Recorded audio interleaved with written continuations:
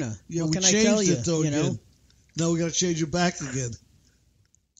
That's All right, why I'm I hanging usually. up and I'm calling the other Okay, number. that's why All I right, usually good. put both numbers in. But this time I only put the other one in because I knew that was working. All right, so what's the number again? It's 516. 336-8510. 16 336 8510. 8510. Yep. And now I made changes. I don't know what's going to work, but it'll work. We got Elisa on. No, this is Chad. We got Chad on. Hello. Hello. I'm not Elisa. Where is Elisa? I realize that you're not. Jeez. So we're going to be talking about the differences between Protestants and Catholics. Right. Elisa, you there? And how being I'm reborn here now. differs from those two. And you can throw in some stuff about Unitarians and Lutherans also. Sure. Did you say vegetarians? Vegetarians is good also. Throw them in also. Well, no, actually, the Rev is a pastafarian. Yeah. No, I'm not a pastafarian. You gave that up? Never. You were a pastafarian.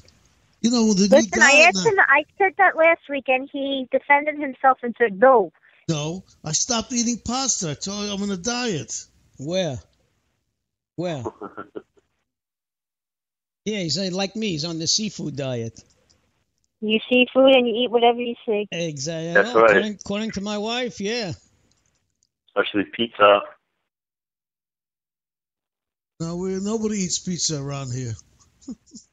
Yeah, right. Yeah, okay. When's the delivery coming?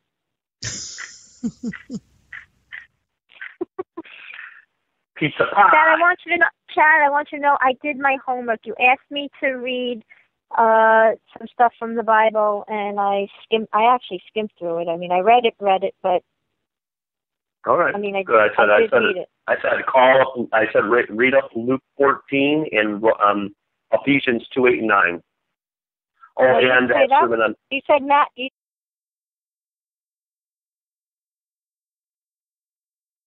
You chapters 5 through 7. Right. 5, 6, 7. That's right. That's right. You're right. You're right. I know I'm right because what happened was I couldn't read it from my actual Bible because the print was so tiny that I couldn't see it. So I actually downloaded it from the computer and printed the pages out. Yeah, Lisa, when you get to be your age, you know, I mean, you need reading glasses, you know? Yeah, that's right. I wear two different kinds of glasses now. How sad is that? Well, it's better than not seeing, I guess. That's very true. Yeah, I heard a lot of old people like to wear glasses. Is that true, guys? A lot of old people like to wear glasses? Yeah, they wear glasses like old people. Chad, let's put it this way. When you hit 40, you're going to be wearing glasses. Because that's when I started wearing glasses. And that's when... I'm almost 40 myself. I'll probably need glasses soon. That's why I said when you hit 40. No, actually, You're pushing it. Chad has the Bible on his computer in big type, so it's no problem. You guys are naughty to me. This is naughty now. This is naughty talk. Well, you know. Hey, listen, I went to the library one day and I took a book out, and the lady said to me, "You know, we have it in big type also." I said, "Oh, gee, thanks. Does it show?" You know. They have it in big type. She volunteered, not even knowing you, Mark. That's pretty hilarious. That's right. Imagine having a book like 1,000-page book. War and Peace. War and Peace becomes 2,000 pages. You know, imagine reading a Stephen King book with 1,200 pages. You know, hey, Mark. What? Hey, Mark. Did she ask you? Did she ask you for the big? If you wanted a big print with the senior citizen discount? Well, at the library, you don't have to pay, so it's okay. I didn't have to worry. I'm sure she'll ask that, though. But I you want think, that as a senior citizen discount, sir? But I think she gave me an extra week to read the book, so it was okay. You know. All right, good. Senior citizen. All right, enough of this clown talk. Let's get into business. Okay. All right. Chad the Challenger is in the house. You hear that? Yes, but that's Wow. okay. You're entitled to be tired. I'm very tired. I'm exhausted. Well, why don't you give us your interpretation of what you No, read, I'm Elisa? here. I'm here. I'm not hanging up. Elisa, Elisa, tell us what you thought about give what us you your read. interpretation of Luke 14 and Matthew 5 through 7. Then we'll have Chad correct you. Well, from what I got from Luke 14, and I actually have the papers here in front of me. Good. Can we take a breath? Unfortunately, I don't have the right glasses on, so I can't see. Comedy writes itself, ladies and gentlemen. As one of the teachers I used to work with once said, folks, you can't make this stuff up. Who said that? Right, Lisa, One of the with your teachers, third pair of glasses. he said he used to go home and talk to his wife and tell her about the day. And he said, honey, you just can't make this stuff up. You know, you have to be there to believe what goes on during the course of a day. So in relation to our program, I'm telling our listeners that you can't make this stuff up. You have to be here to actually understand what's going on. All right, I have the pages for Luke. Are we nice and loud for you guys, by the way? What happened? What did you say? Are we nice and loud for you, by the way? Lisa's loud, too. Oh, yeah, you're fine. You're fine. Oh, yeah, we're fine. We hear you guys great. All right, good. Go ahead, Lisa. All right, what did I get out of it? Let's see. Well, what I was reading from Luke is when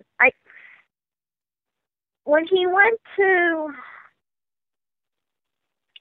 I'm trying, I want to put this in the right terms so you don't think that I'm a dummy. No, that's okay. I don't think you're a dummy. That's you're not what you're reading it for the first time, so obviously when you Mark read something... Mark and Felix are the dummies. You're very kind and smart. Oh, well, thank you. Yeah, if anybody's the dummy, kidding, it's I'm me. kidding. If anybody's the dummy, it's me. You know, Oh, shit. I didn't say that. I add comic relief to the show. You do. You guys are smart guys. I'm just messing with you. Come on, let's go. Let's do this thing. At least one of us is. That's true. We're waiting for you to catch up, Mark. Oh, shit. Oh. If Getting out of nothing hand. else, we're entertaining. What can I tell you? Well, we're gonna go video next. Basically, he was. I don't know how to interpret this. Okay, let me go to Luke 14 real quick here.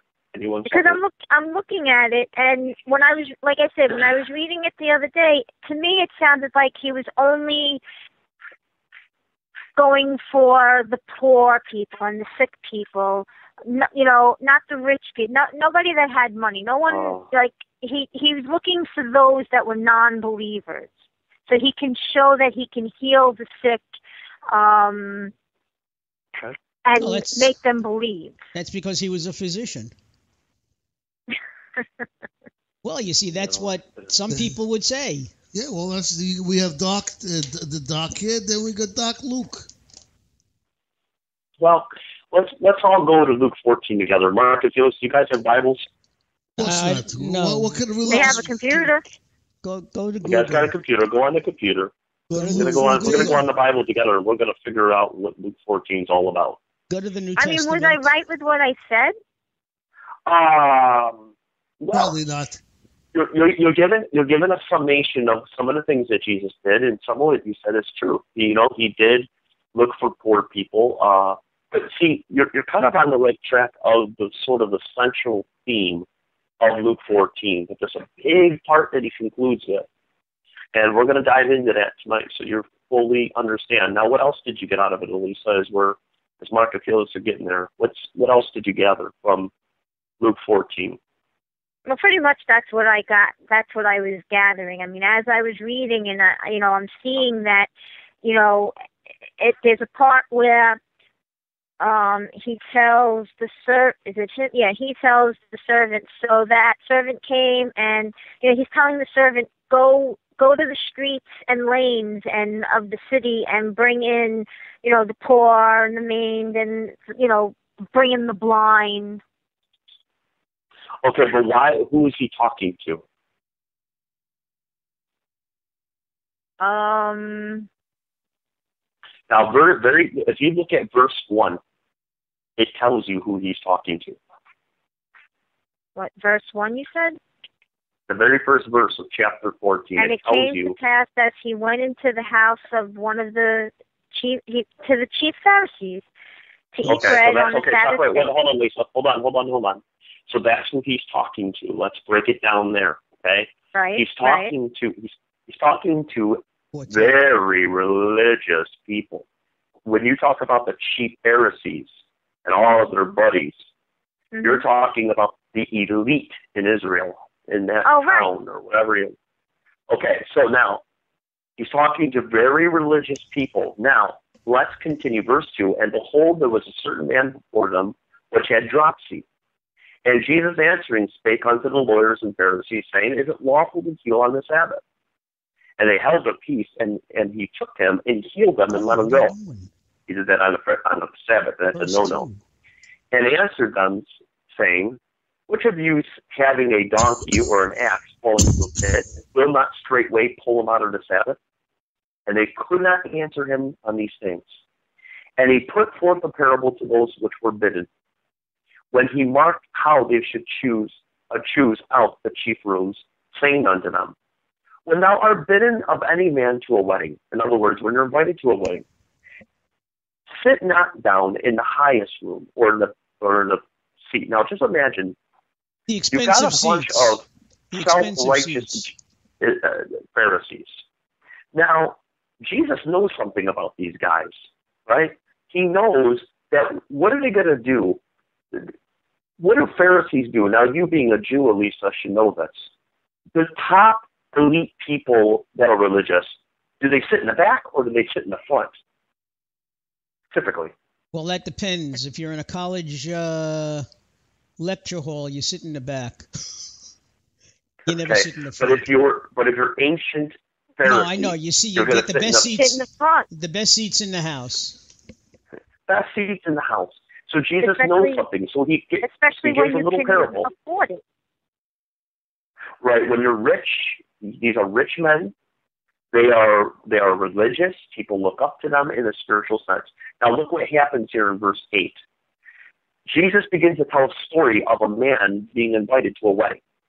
And he commands them. Okay, now he's not just telling the story like, oh, how cute. Jesus is telling the story. He's telling them something.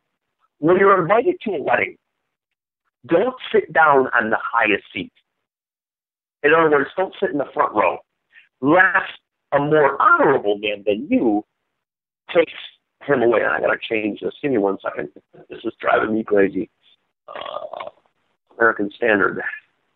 So basically, don't separate yourself from the poor and just become one. Well, hold on. Hold that thought. You're almost there. That's kind of it, but just bear with me.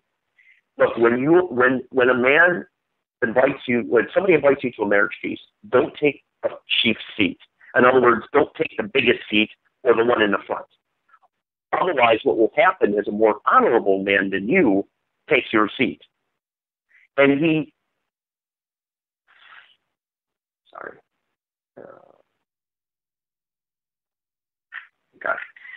or what will happen is let somebody more distinguished than you, that is invited by him, takes your place. And he says, give your seat to this person, and then you will begin with shame to take the lower seat. Now, Jesus is making a point. He's saying when you get to a wedding, don't take the front seat, take the back seat. Then, when your friend says to you, move up higher,